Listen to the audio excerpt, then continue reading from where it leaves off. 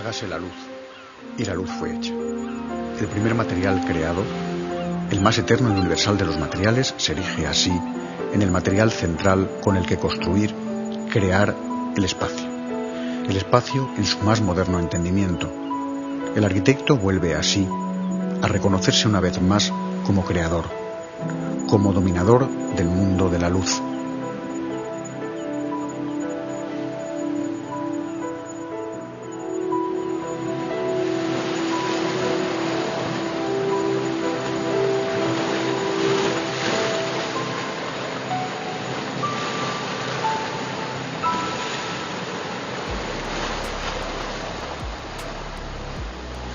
Cuando por fin un arquitecto descubre que la luz es el tema central de la arquitectura, entonces empieza a entender algo, empieza a ser un verdadero arquitecto. Cuando en mis obras logro que los hombres sientan el compás del tiempo que marca la naturaleza, acordando los espacios con la luz, temperándolos con el paso del sol, entonces creo que merece la pena esto que llamamos arquitectura.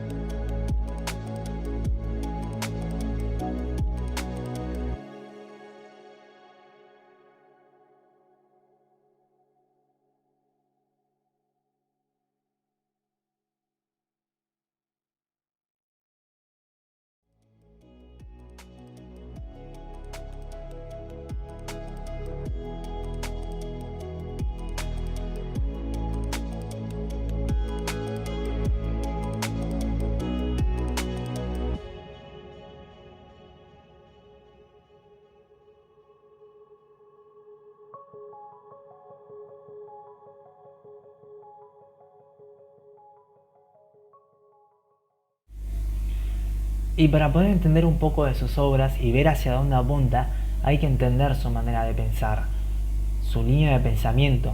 Él piensa que lo que vale para ofrecer una obra rigurosa y con personalidad es ofrecer algo con mucho equilibrio entre los espacios, el volumen y la luz. Pero es precisamente la luz el principal material con el que trabaja Campos Baeza. Según él, los componentes principales del arquitecto son la gravedad. Esta más que nada porque construye el espacio y seguido a la gravedad la luz, que ésta construye el tiempo y a la vez ambienta el espacio compuesto por la gravedad. Pero sobre todo para él la luz es el material con el que se construye la arquitectura. Es el material más lujoso, vale mucho, es el material más económico, que no cuesta nada, que se nos da gratuitamente. Para él la luz es la clave de la arquitectura. Además, para él la arquitectura se trata de un trabajo riguroso, preciso, utilizando los instrumentos necesarios que se han ido desarrollando a lo largo de la historia de la arquitectura, tales como la medida, la proporción, la forma pura, el control de la luz, que hace mucho énfasis en esto además. El dominio de la construcción y de la estructura, la escala, con la finalidad de crear espacios para que las personas sean felices. Para él la arquitectura está al servicio del hombre y se entrega a través de la belleza, como el arte. El arquitecto, evidentemente, antes, ahora y después, siempre será un personaje necesario en la vida de la humanidad. Desde el primer arquitecto, que fue Dios, cuando se dice Dios creó el mundo, bueno, pues, y después se hablan, los masones hablan de Dios como el gran arquitecto, y eso es así. O sea, un arquitecto es imprescindible. Un arquitecto es alguien que no solo construye, sino que tiene una idea para qué es lo que quiere construir. O sea, no da lo mismo construir una cueva, para lo cual hay que excavar una montaña, que construir una cabaña, para lo cual hay que buscar un bosque o un sitio más abierto y construir con madera. Digo, por hacer dos distinciones clásicas que las hace un amigo tuyo y mío que se llamaba Gottfried Semper, que habla de la cabaña primitiva y todas esas cosas. O sea, pero siempre es imprescindible un arquitecto. La llamada autoconstrucción, pues eso es una patochada, igual que la gente se cura a sí misma, pues dice, no, mejor que haya un médico. Pues para la construcción del hábitat, de las casas, de los espacios que va a habitar el hombre, estamos los arquitectos. Los arquitectos que además hacemos las cosas, por una parte, para que la gente viva feliz, para hacer felices a las gentes, y después también buscaremos que esa felicidad venga a través de hacer los espacios lo más hermosos que podamos. Me recurro al argumento de autoridad de siempre, de Vitruvio, cuando hablaba de la utilitas, la firmitas y la venustas. Evidentemente, en la utilitas, una casa es para ser vivida, una casa no es un bar, ni es una iglesia, ni es una casa. Utilitas, la función para la que hacemos las cosas.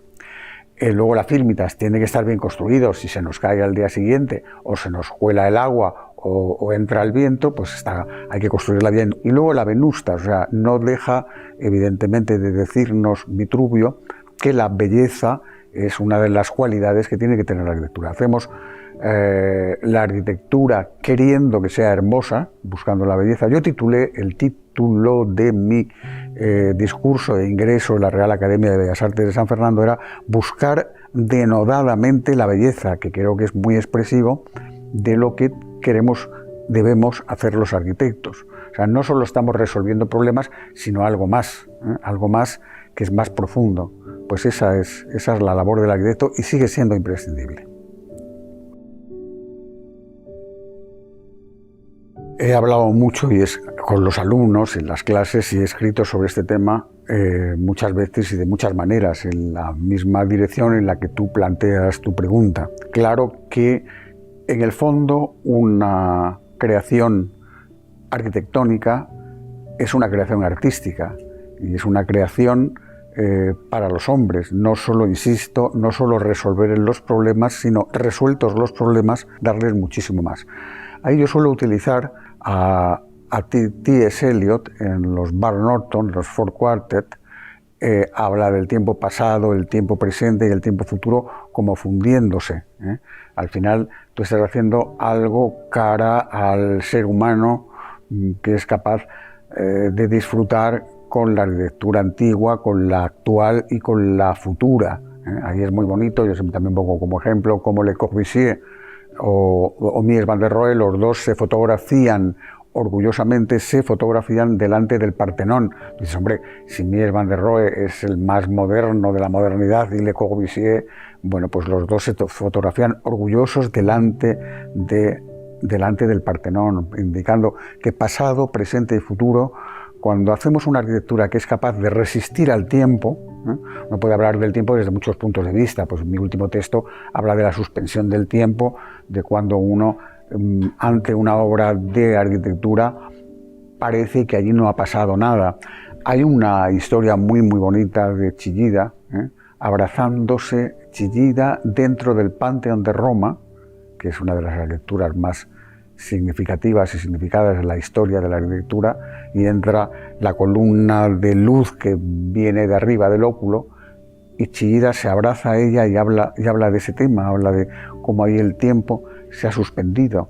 Yo creo que eso, por ahí va, eso que puede parecer muy abstracto, a lo mejor para los no arquitectos, yo diría que es una preocupación. Claro que tenemos que hacer las casas y las cosas para que sirvan, claro que tenemos que hacerlas bien construidas, con unas secciones. Pues hoy me hablaban los arquitectos con los que he comido que mis secciones constructivas eran muy buenas, y como yo las tengo colgadas en la página web, que los alumnos las fusilan, hacen un copy-paste y las utilizan, borran el nombre y cambian. Bueno, pues estupendo. Claro que hay que cuidar esas cosas. Un arquitecto no es alguien, no es un artistazo que hace 2 dibujos y ya está. No. El arquitecto tiene la virtud, como el médico, que desde el principio hasta el final va a seguir aquello, hasta que esté construido, pero teniendo claro que el máximo servicio que puede hacer a la sociedad y a los hombres es darles la belleza. Hombre, eso suena muy abstracto. No, eso es muy concreto, muy preciso. Hay que estudiar muchísimo, hay que trabajar muchísimo cada proyecto. Bueno, tantas cosas que diría que no acabaríamos.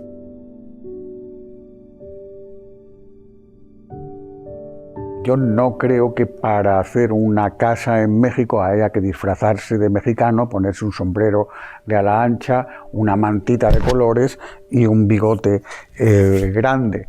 Yo he hecho una casa en México que ha tenido bastante reconocimiento y le han quedado ellos felices, en Monterrey, y era una casa donde hacía algún homenaje a un arquitecto mexicano moderno maravilloso que era Barragán, que trabajaba a veces con paramentos dorados, y he hecho un paramento en esa casa donde cuando llega el sol da sobre la pared dorada, y la luz que se refleja en toda la casa es como si hubiera un halo dorado muy hermoso.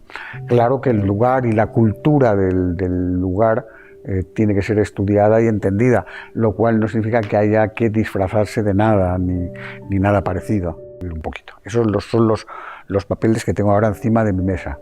Al otro, que hablas de ser preciso, con la precisión, yo he escrito también mucho haciendo esa comparación con la poesía. De hecho, la semana pasada una revista de poesía que se edita en Madrid, que está muy bien, El Duende, me hacía una entrevista larga sobre ese tema. Pero fíjate que yo creo que hoy el rato que voy a estar con vosotros empieza con una imagen que pone renuncia y universalidad. Voy a empezar así la conferencia, que aunque voy a explicar mis obras, voy a explicar que hay un poquito o un mucho de ese tener una cierta renuncia, y me apoyo otra vez me vuelvo a Eliot, y en ese caso con Eliot, con Alejandro de la Sota y con otros autores, y con Ortega, pues Eliot habla de que un escritor tiene que renunciar mucho para ser más universal, que si no acaba siendo, él dice provincial en inglés, que en español es todavía más peyorativo, provinciano. Yo creo que sí, cuando la arquitectura y cualquier labor creadora es capaz de renunciar a lo excesivamente personal, se hace más universal. Entonces yo creo que a lo largo de Mies van der Rohe es universal, Le Corbusier es universal. Le Corbusier no es suizo ni francés, es universal, y Mies van der Rohe no es ya ni alemán siquiera, ni norteamericano, es universal. Esa universalidad que tienen estos dos arquitectos, o que tiene la maja desnuda de Velázquez que está en Londres. Uno dice, bueno, ¿qué tiene ese cuadro maravilloso?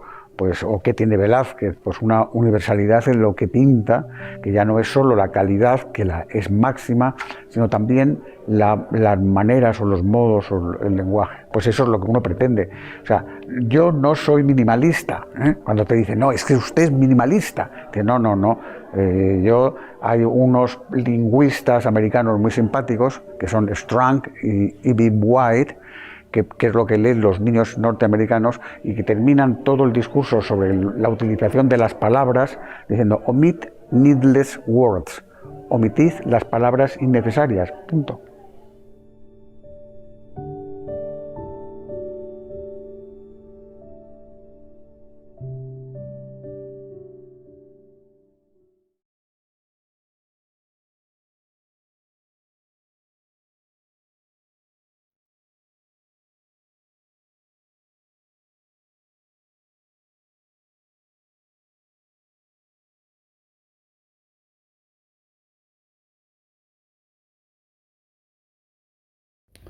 Impluyen de luz.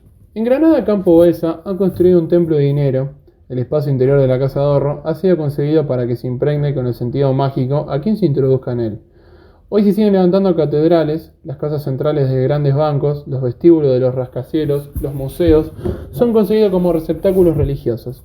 Y esa sensación ancestral de estar protegido por una divinidad solo lo consiguen los arquitectos que pueden dominar con las proporciones esas fuerzas oscuras.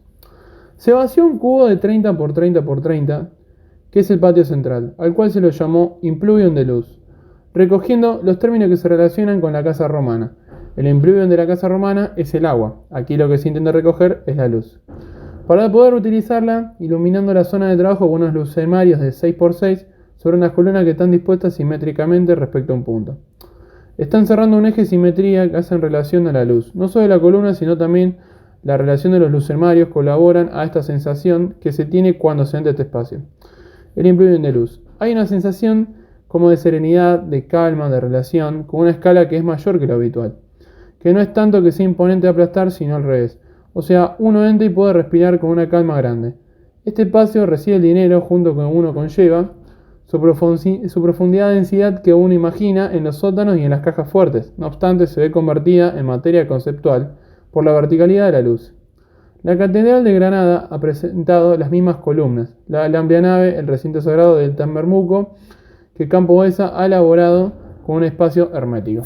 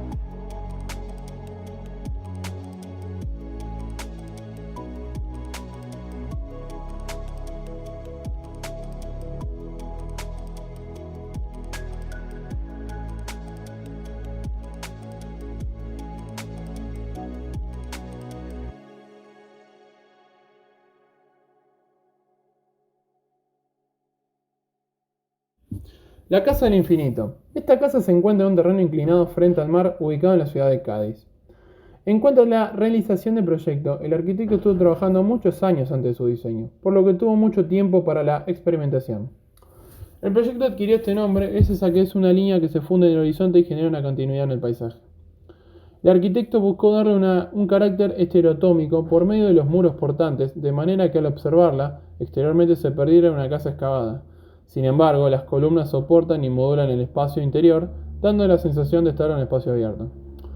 Lo que querían hacer con la arquitectura de este sitio era poder aplicar algo que fuera sencillo, sumamente sencillo.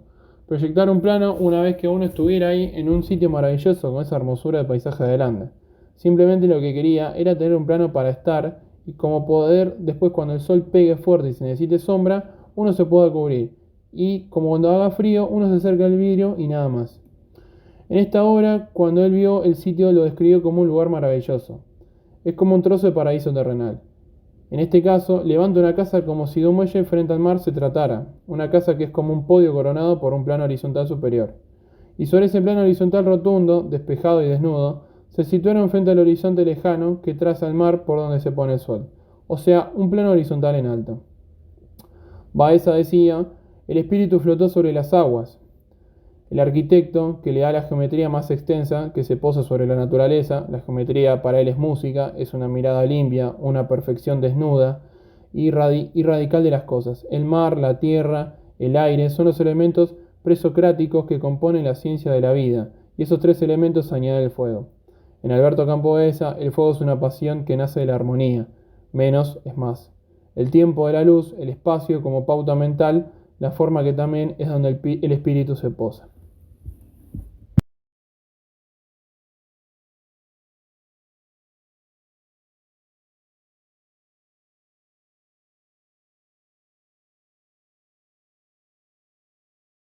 El arquitecto cuenta que los propietarios le encargaron una casa al eje de la frontera, cerca de la carretera y al lado de unas casas de la misma familia.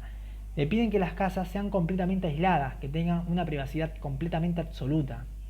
En el fondo lo que se hizo es un huerto al cual se le pusieron unas tapias, y esas tapias se cierran, son altas, tienen unos 3 metros de altura y dentro se hace una casa. En este caso hay un patio por delante de 6 metros de profundidad, teniendo una casa de 6 metros de profundidad, dando a entender que es realmente pequeña. El patio, el patio es el eje central de la casa, pero el arquitecto, con trucos de la arquitectura, hace 4 grandes ventanales que van hacia el suelo, que son completamente limpios, sin carpintería, con solo el vidrio, de manera que el espacio cruza del patio de adelante hacia el patio de atrás de una manera natural y limpia.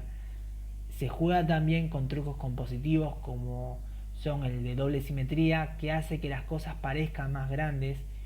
Es una casa pequeña aunque parezca más grande. Se juega también con el fondo de agua. Al final hay una piscina, más que piscina es un pilón que se utiliza. La luz en esta casa es horizontal y continua, reflejada en las tapias de los patios horizontales, al este como al oeste. En definitiva, se trata de un espacio horizontal, continuo, tensado por la luz y horizontal.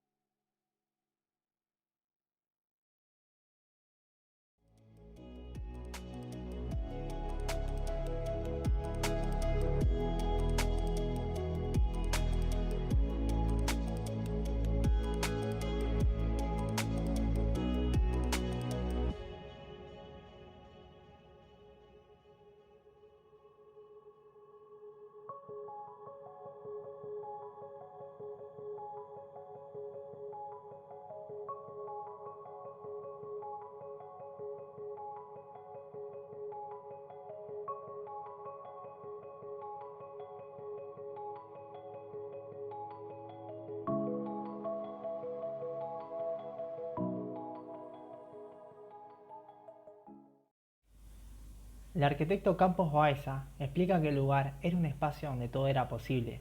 Cuando tomó la iniciativa de este proyecto, vio el sitio como un paraíso existente, por lo que se tenía como obligación responder de la misma manera, dando una respuesta lo más hermosa posible. En este caso, él no quería romper la continuidad del espacio, por lo que decidió crear en este caso una plataforma horizontal, en alto, para que desde allí se pudiese contemplar el mar, como si de la cubierta de un barco varado se tratara, o como un temenos, ya que los griegos denominaban temenos al sitio que se ubicaba en un lugar alto, donde los dioses se encontraban con los hombres. La Acrópolis de Atenas, por ejemplo. Y en este caso, la situación es la misma. La implantación de la obra se da en un lugar alto, con la salvedad de que no está destinada para los dioses, sino para el mismo hombre, por lo que acá intenta también darle otra intención, con un peso mucho más poético. Seguido a la intención con la que parte de no romper la continuidad del espacio, de manera que pareciera en el paisaje un plano horizontal en alto, que es la parte superior de este cajón, que parece que hubiese emergido de la tierra. Al ser todo de la misma roca, todo queda perfectamente integrado. Por otro lado, en el interior se llega a un impresionante espacio vacío, lleno de sombras atravesadas por la luz que viene de lo alto.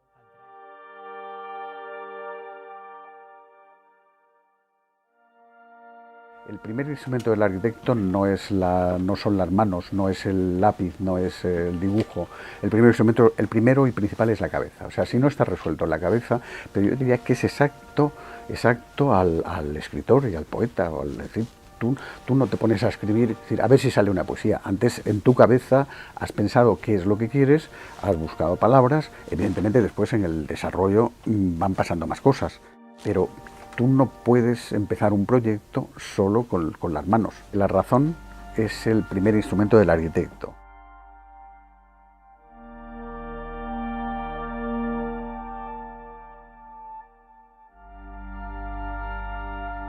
Un pintor, un escultor, un músico, un poeta no son peligrosos. Un arquitecto, un mal arquitecto es muy peligroso.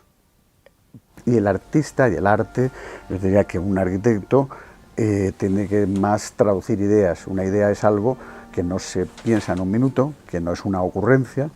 Una idea no es algo tampoco que viene en un de repente, no. Va viendo una serie de condicionantes y de requisitos y de ingredientes, si habláramos de cocinar. Entonces, cuando uno tiene los ingredientes, y con esos ingredientes, ¿qué puedo hacer? ¿Qué es lo mejor que puedo hacer? ¿Sobre eso puede uno montar una idea? Sí, señor.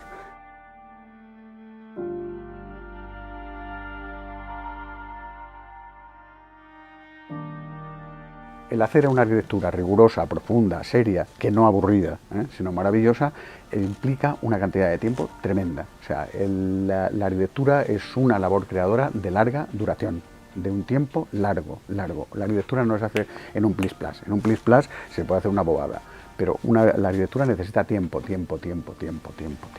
físico. Ya no es después del tiempo, podríamos hacer un discurso sobre el tiempo precioso y no sé qué, pero no, el tiempo físico, o sea, necesita tiempo para hacer como el arroz. Tú el arroz, ¿en cuánto tiempo lo haces?